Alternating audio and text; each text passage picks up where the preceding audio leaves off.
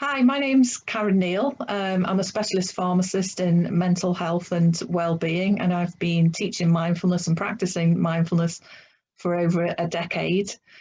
Perhaps more importantly, I'm parent to a neurodiverse teen. I've been tweeting quite actively this week, very passionate about neurodiversity for Neurodiversity Week. And this session's just to introduce a course specifically developed for parents, mindfulness-based wellbeing for parents. So I know that you've had a session about mindfulness, and hopefully I can build on that and talk about some of the practice aspects specific to parents. So a couple of years ago, I met an amazing lady called Eleanor Gold at a conference, and she was then teaching at the Centre for Mindfulness Practice and Research in Bangor. And a few quotes that I took away from her. One is that a society that values its children should cherish its parents. And it really resonated with me at the time. I was familiar with the saying, it takes a village to raise a child. And I know at times as a parent, I've felt that I haven't had that village around me and experienced challenges. Actually, one of the positive things from lockdown, I know for some people, I saw in a paper this morning, has been a greater community feel. And we've been fortunate to have support of our neighbours around us, particularly with families many miles away that we haven't seen for a long time. So really connected to that feeling of, having that village around us and support as parents. And Eleanor says she will say that parenting is the most important task for society as a whole.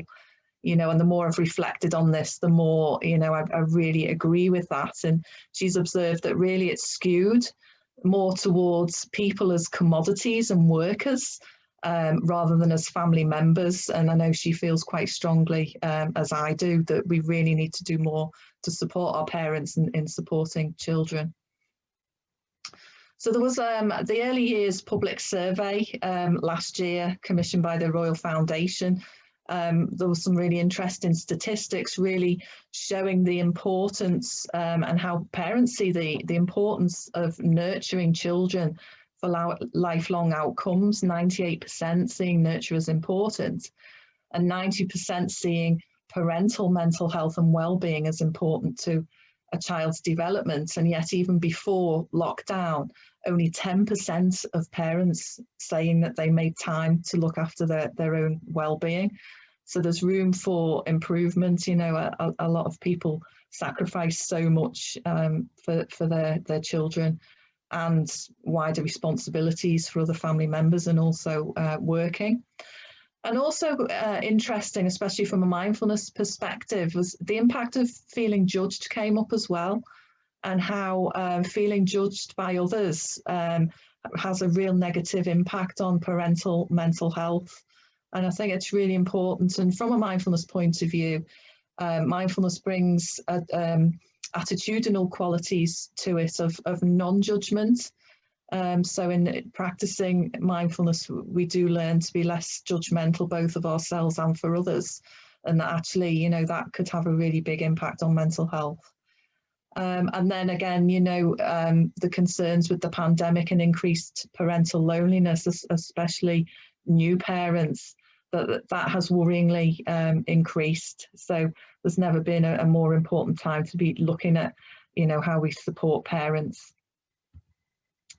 And mindfulness is one way, or perhaps considered to be a foundational way to support ourselves and our well-being. And the picture there of Eluned, who developed this work, I'm sorry, going to move the picture of me out the way so I can see Eleanor. And so she had in mind parents who experience significant amounts of stress. So those from lower income families, those with children who are neurodiverse, those who've adopted children. And given it's Neurodiversity Week, I've just picked out one of the studies that looked at the parents of children with autism and related disabilities that were recruited from specialist schools to look at the impact of this Nurturing Parents course that Ellen had developed. And it showed a reduction in general stress of parents and a reduction of depression and anxiety. And the course is gradually being offered more widely to parents, carers, teachers, and specialist groups. And Barnardo's have been offering it and doing some research looking at outcomes, and also Adoption Plus as well as a part of their support of adoptive parents. So one of the key messages that I came away with, so I later went on to train with Eleanor, and this really struck me of how stress is the off switch to connection with our children and with others. So we have different systems. I think others have talked about some of this in the brain and emotions. And when our threat system is activated, so the fight or flight, it competes with the caring system, and it gets in the way of us being able to connect with our children and with others. So it's vitally important, you know, that we look at how we can support the stress of parents, and, you know, what's the stress at the moment higher than maybe at any other time, certainly in my lifetime, with the pressures of, you know, job uncertainty and homeschooling of children. A really stressful situation. So we really need to be able to help with the stress management and support to help parents stay connected to their children and enjoy parenting. So I thought it'd be helpful just to recap what is mindfulness. Again, I know you've had a session on mindfulness, but perhaps not everybody has seen that. So two definitions. The first one, a more straightforward definition, that mindfulness means paying attention to what's happening in the present moment.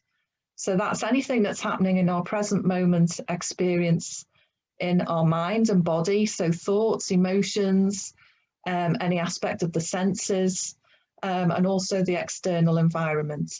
And as I mentioned earlier, there's this attitudinal quality of curiosity and kindness, and also non-judgment. And I've been searching for definitions for a long time. It is actually quite difficult to explain mindfulness, and there's so much misunderstanding and misinformation about it. So if you bear with me with this longer definition that was in a recent book that looked at ancient wisdom and how it meets modern psychology, really interesting book. That mindfulness is a natural, trainable human capacity. It's a human capacity that we all have, and it can be trained to bring attention and awareness to all experiences. It is equally open to whatever is present in a given moment. Again, with these attitudes of curiosity, friendliness, compassion, and in the discernment in the service of suffering less, enjoying greater well-being, and leading a meaningful, rewarding life. And there's some really interesting neuroscience research showing mindfulness as one of the components of well-being, looking at the brain. That's another talk. So how can mindfulness help? So mindfulness generally helps us to reduce stress. And for parents, as I mentioned, it can really help us to connect to our children and enjoy them, to improve communication and also executive function. So when we are stressed, when that threat system is activated, we don't think as clearly. It wasn't helpful in the past to be able to solve complex problems when our life was threatened by a wild animal. And it's a similar system.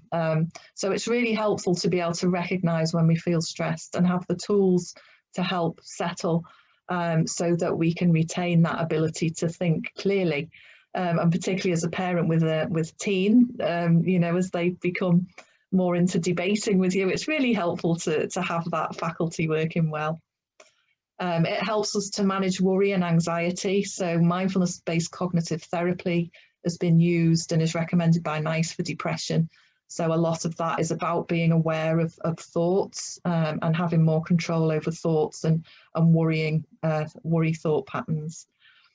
It helps to increase empathy as we connect with others. It helps us to be more patient and really helps us to notice when we're on auto parent. So basically when we're parenting without awareness. So it may be that, you know, there's habits there that we'd rather not be displaying. So perhaps reacting angrily.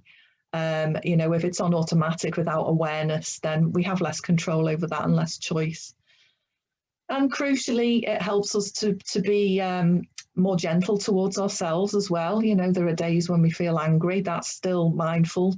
Being mindful is being aware of being angry. It's a common misunderstanding. To begin with, we really notice how judgmental we are on ourselves particularly, and we can really help to reduce that. So just inviting a brief pause, you might choose to just look at the image, or just lower your gaze, close your eyes if you choose to take your attention into the body. Feel contact of the chair and the floor. Maybe aware of the breath in the body, entering the nostrils or mouth. The movement of the chest or belly. And just being aware of a few breaths.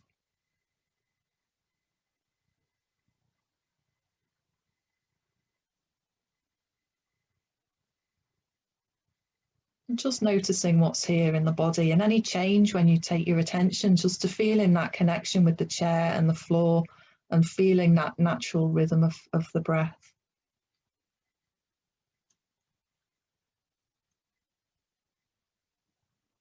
So introducing these regular pauses throughout the day can be really helpful, and this is manageable in, you know, busy modern life.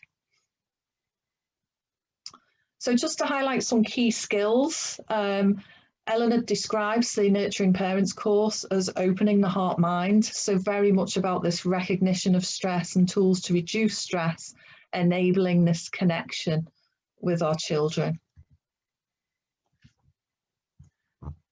So this one really made me smile. It was relatable, of that feeling of, you know, battling through shark-infested waters. And one of the skills that we develop through the course is our relationship to difficulty.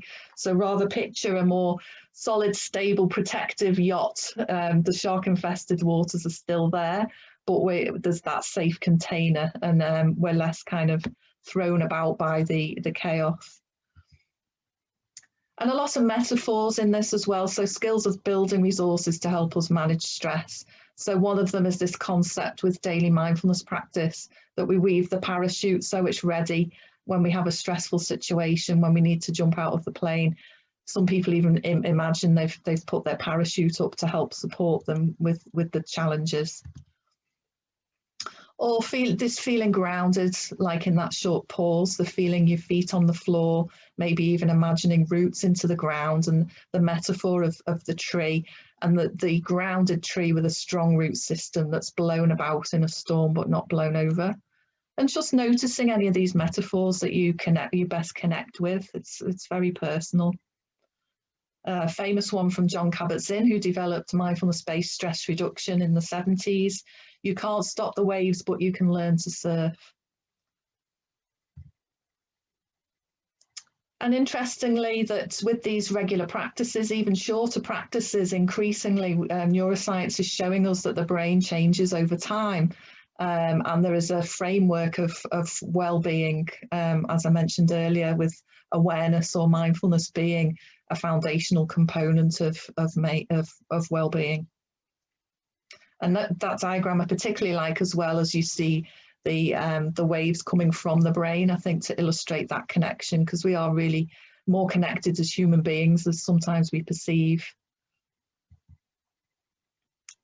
Another skill or part of the course is to explore parental values and intergenerational patterns of those, you know, moments of, oh, I sound just like my mother, or oh, I sounded like my dad there. And without awareness, that just happens on automatic.